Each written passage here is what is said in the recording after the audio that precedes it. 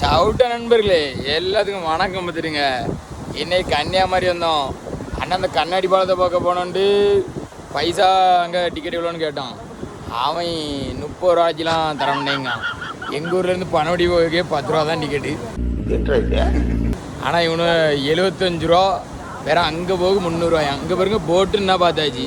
ஆனால் பிறகு கண்ணாடி பாலத்தை என்ன பார்த்தேன்.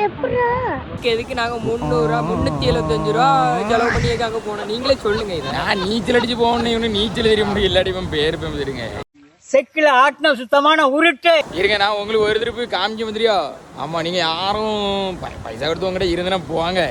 ஏன்னா நான் என்ன பாருங்க, இங்கே மாங்காவே கீழே இருந்து சோம்பி எடுத்தோம். இந்த வண்டிக்கு 75 ரூபா டிக்கெட் கேட்டாவ.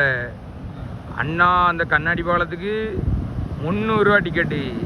ஆனால் நான் இங்கேருந்தே வாய்ஸில் பார்த்தாச்சு. பார்த்துடுங்க. என்ன ஒரு புத்திசாலித்தனம். எங்கள் அம்மாட்ட கொடுத்தா 4 வேளை சாப்பாடு. ஆமாம், எங்கள் அம்மா 2 முட்டை வாங்கி பொரிச்சு தருவா. எப்ப பார்த்தாலும் சோறு சோறு சோறுன்னு